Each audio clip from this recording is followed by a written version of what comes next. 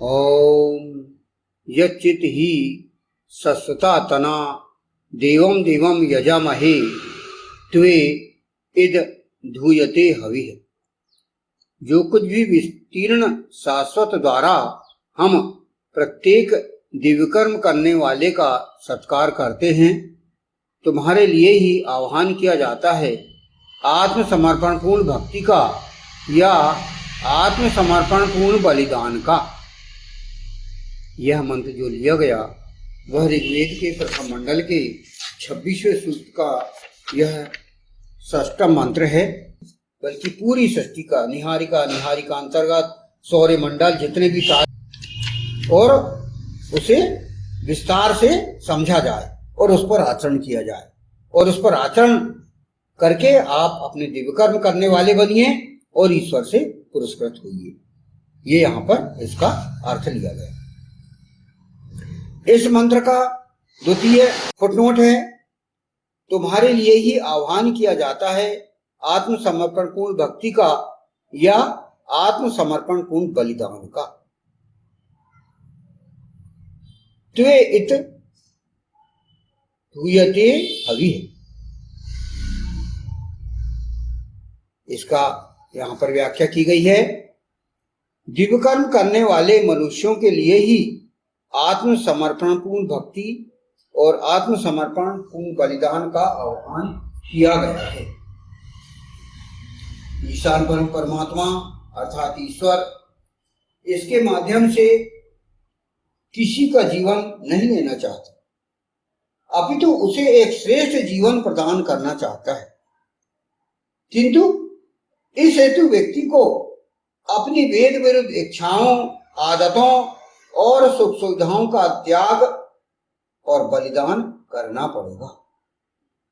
इसके बाद ही एक नए व्यक्ति का जन्म होगा जो पूर्णतः वेद सम्मत ढंग से सुख सुविधाएं, इच्छाएं, महत्वाकांक्षाएं तथा आदतों वाला बनेगा।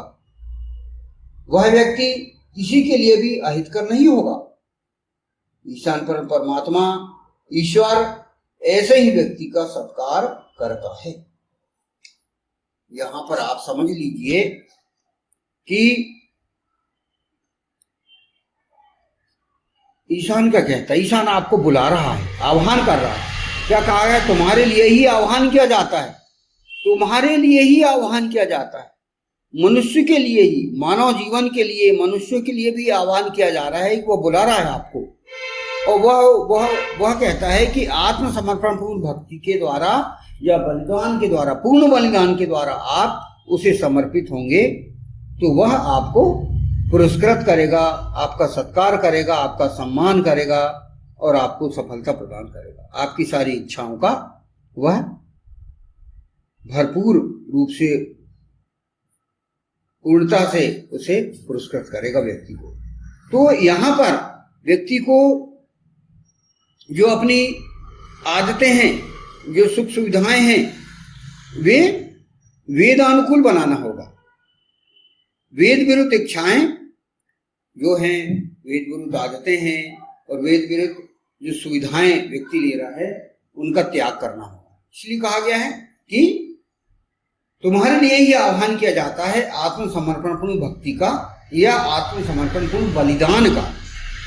बलिदान आप करिए। यदि आपके अंदर वेद विरुद्ध कुछ इच्छाएं, आदतें हैं, कुछ वेद के विरुद्ध कोई सुख सुविधाएं आप उठा रहे हैं, तो वो कितने दिन के लिए रहेंगी? वो जल्दी छिन जाएंगी। यदि हमें शाश्वत, यहाँ शाश्वत शब्द आया है, शाश्वत मतलब आप अनंत कालों तक आपको जो सुविधा चाहिए, तो वेद विरुद्ध ढंग से आपको नहीं मिलेगी, बल्कि आपको शाश्वत रूप से तभी मिलेगी जब वेदानुकूल ढंग से आप वेद की अनुसार आदतों का पालन करेंगे, उसके अनुसार आचरण करेंगे और आप दिव्य कर्म करेंगे, अच्छे कर्म करेंगे, सत्कर्म करेंगे, अपनी इंद्रियों को वश में करेंगे, सुकृत बनेंगे और वेदानुकूल आचरण करेंगे। तभी आप अनंत काल तक आप ईश्वर के द्वारा दिए गए भोग, सुख सुविधाएं, उनका आप पालन कर पाओगे, आप उनका सुख सुविधाओं का भोग कर पाओगे। तो यहाँ पर इस मंत्र में इतना ये कहा गया। इस पर जो है व्यक्ति इस मंत्र को समझता है, पढ़ता है, अपने वेद विरुद्ध आदतों को छोड़ता है और वेदानुकूल आदतों को वह एक्सेप्ट करता है, स्वीकार करता है, तो वह सम्मानित होगा। इस प्रकार यह छठे मंत्र का यहाँ पर भाष्य समाप्त हुआ। वैदिक पर्सपेक्टिव के माध्यम से आप इन मंत्रों को, इन वीडियोस को सब्सक्राइब कीजिए, लाइक कीजिए और शेयर कीजिए। यदि हम पूर्णतः शाश्वत रूप से सुख सुविधा पाना चाहते हैं, ईश्वर का पुरस्कार हम पाना चाहते हैं, तो हमें यह करना ही होगा। अन्यथा हम सीमित कालों के लिए कुछ सुविधाएं आपको मिलेंगी और वो फिर छिन सकती हैं, क्योंकि हमने देखा है कि जो देवकर्म करने वाले हैं उन्होंने अच्छी सुविधा उन्होंने प्राप्त की है ईश्वर की, और जो देवकर्म नहीं करते, जो राक्षसी कृत्य करते हैं, दानव प्रवृत्ति के हैं, उनको सुविधाएं बहुत कम मिलती हैं और वो फिर जितना उनको भोग चक्र रहा है उतना ही उनको प्राप्त हुआ है और वे सारी सुविधाएं उनसे छीन ली गई हैं।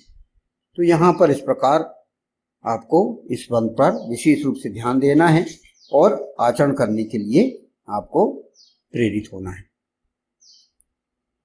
जो कुछ भी विस्तीर्ण शाश्वत द्वारा हम प्रत्येक देवकर्म करने वाले का सत्कार करते हैं, तुम्हारे लिए ही आह्वान किया जाता है आत्मसमर्पण पूर्ण भक्ति का या आत्मसमर्पण पूर्ण बलिदान का।